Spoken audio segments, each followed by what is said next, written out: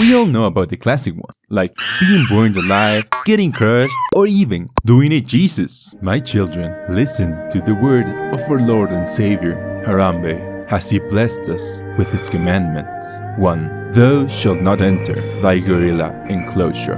There he is! Don't rush him! You idiots will never take me alive! Pigs out for Harambe!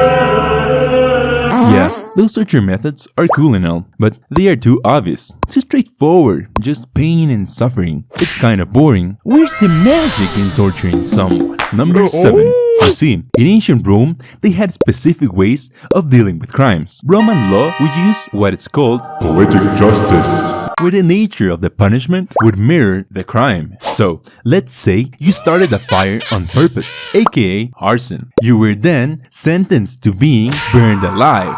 Irony! Did someone call? That's such a dumb joke. Get the f out! Another example would be, if you commit a violent, beastly act, you would be then thrown to the beasts. Irony! Hey! Out! Now, let's say you killed your father. In other words, you commit patricide. Can you guess what the punishment would be? Sir, we need a torture for people that kill their parents. How about we make the killer have a baby? And then the baby kills him back. That would be so ironic. Sir, I think that would take too long and most likely scar that baby for life. You're right. How about you take the killer and you stick him in a leather sack? Sounds great. Now, throw in a dog because the killer wasn't loyal. Then a snake representing the treason. Afterwards, throw in a monkey for being chaotic and foolish. And finally, a rooster, so he metaphorically wakes up. Then you shall sew up the sack and throw it in water. Sir, that is the most unnecessary and useless torture you could have come up with. It's perfect! No wonder you're the emperor! And that's how Poena Cullei, or the punishment of the sack, was born. Not really though, but I thought it was a cool story. However, it was an actual torture method, and I think an effective one too. It's like they thought, how can we make this guy's last moments the most chaotic nightmare imaginable? Imagine being trapped in there with a bunch of terrified animals, all freaking out in a confined space, scratching, pecking and biting. Not to mention the snake, who's just waiting for the right moment to sink its fangs in. And even if you somehow survived the animal onslaught, there was still the drowning to look forward to. Hey, by the way, I wanted to tell you, I draw the profile pictures of my subscribers as monkeys, and now I have made a little website where you will find every drawing immortalized. So go check it out. I will keep drawing my subs as the channel grows, so stay tuned if you want to be drawn. Number 6. Do you like water? I like water. Who doesn't? Well, people torture, that's who. Water can be used in many creative ways. You have the classic drowning, you have waterboarding, which is where you place a soaked cloth over someone's face and it makes it really hard to breathe, almost like drowning. You have dunking, not the giant donut corporation, but the type of dunking where you almost drown someone, but at the very last moment you save them, just to dunk them again. Also called doing an audio by the Italian mafia. Don't quote me on that. Congratulations, sir. It's, a boy, I think.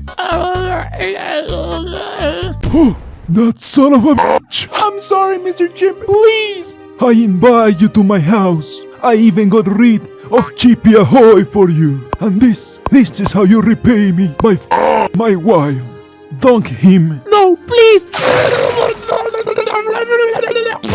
You dunked him for too long.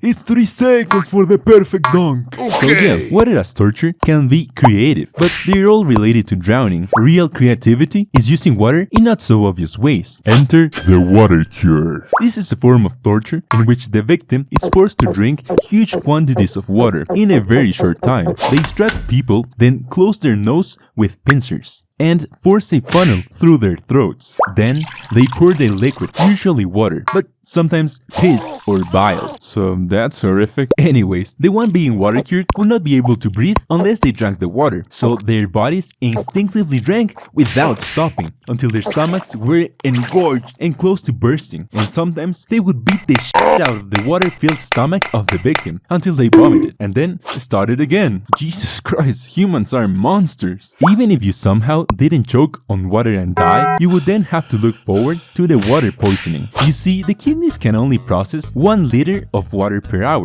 so if you drink more than that, you could potentially die. Now, another water torture that I think is even more creative is the infamous Chinese water torture.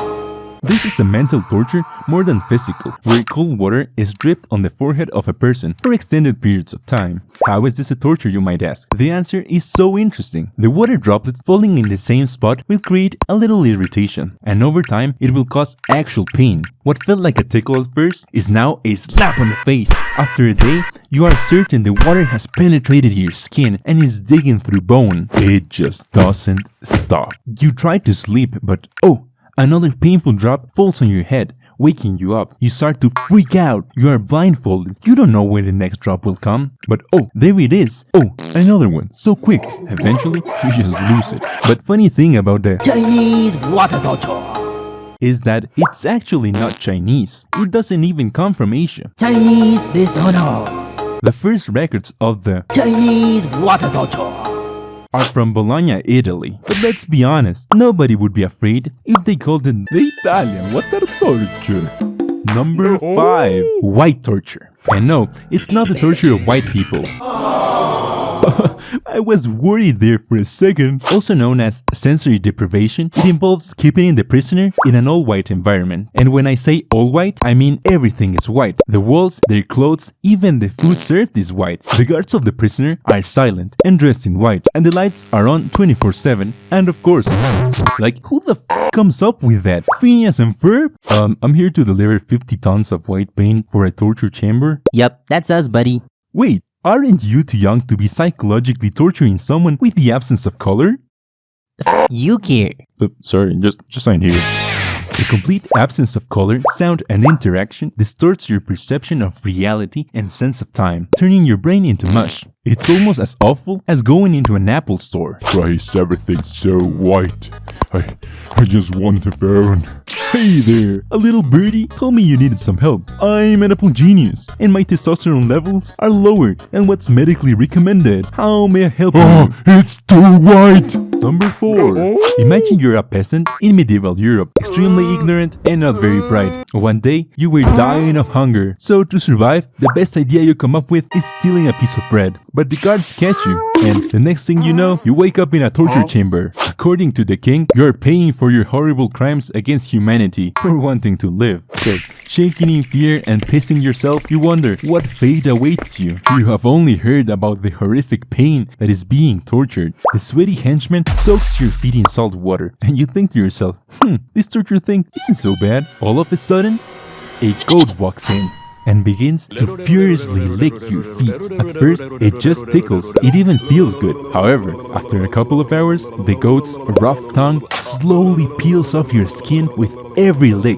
The pain is agonizing. You scream for mercy. Mercy, mercy! But you realize the goat has no concept of empathy. It just stares back at you, Traumatizing you for life. and now you know what the salt and goat torture is. Number 3. Now we got something the Persians and the Romans created. Here's how it works. A person is tied down on a boat and force-fed milk and honey. Oh, sign me up! Until the person would get diarrhea and shit themselves. Oh, maybe not. And they were also smeared with milk and honey just for good measure. Finally, on a scorching summer day, the shit-filled boat and the victim were placed in a swamp to rot away. And before you know it, insects would come running. The stench would attract swarms of bugs who think you're their free buffet. They will get into every crevice of your face, biting, sucking, wriggling all over you. And this wasn't a quick process either. It took days, but people would eventually die from dehydration, exposure, or sheer mental torment. And I'll tell you what, it was quite the sight. Look, mommy! A guy rotting in his own shit. It's being eaten alive by bugs. Can I play with him, mommy? Please? Alright, honey. Just make sure you gouge out his eyes. You know how much your dad likes eating those. Yay! Number 2. Do you know what a tickle is? You surely do if you're a human. Species. But I'll explain it anyway. Chimp-splaining, how typical! A tickle is a sensory response to touch that usually causes mild irritation or laughter. However, it's an involuntary reaction, meaning that you can't control it. Like how you spent all your day scrolling on TikTok. My brain is rotten. It sure is, Michael. It sure is. Anyways, enter Tickle Torture. It is what the name suggests. You get tied up and tickled. Sounds lighthearted and fun, right? Some people even have it as a fetish. However, there are two types of tickling, and they kinda sound like Pokemon. Mismises and Gargalises, I choose you! Mismises is the feather-like type tickle, where something brushes up against your skin and you maybe feel a little chill or an itch. And Gargalises is the serious type tickle. This is the kind that makes you laugh hard like a squealing pig. When nerve endings on the skin are stimulated, they send signals to the brain. However, the stimuli from Gargalises tickles are processed by areas of the brain that are linked to pain and touch. So the brain is like, What the f is that? Does it hurt? and that's why it works as a torture. That extreme laughter will not allow you to breathe properly, so you start to panic because you're suffocating. Your muscles contract like crazy and after a while cause extreme pain. And psychologically, your fight or flight instinct is triggered. Come on, you bastard, get out of there! Number 1. Last but not least, we have bamboo torture. A normal bear would look at this plant and think, that looks delicious. However, a smarter than the average bear would look at the bamboo and think, hey, I could make that plant kill a man slowly and painfully, boo-boo. Then we can steal the picnic baskets. That sounds great, Yogi. But I still think we should just castrate it. The bamboo is one of the fastest growing plants in the world. It can grow up to 3 feet per day. That means you could immobilize a person over a bamboo shoot, which, by the way, looks like this. And as it grows, it would pierce the body of the one being tortured, slowly but surely killing them. And you wouldn't even have to move a muscle. It was a revolutionary discovery for henchmen around the world. Presenting bamboo torture. Bamboo torture has been a game changer for me. I used to spend countless hours torturing someone. It was exhausting. I would throw out my back day after day. Sometimes I would have to stay in the office late at night working overtime, and my relationships suffered because of it. But thanks to bamboo torture, I can spend more time with my family, and I can finally sleep peacefully at night knowing my victims are dying slowly and painfully. Thanks, bamboo torture. 9 out of 10 henchmen recommend bamboo torture. Get yours today. Thanks for watching. Make sure to like the video and subscribe. Chimp you later.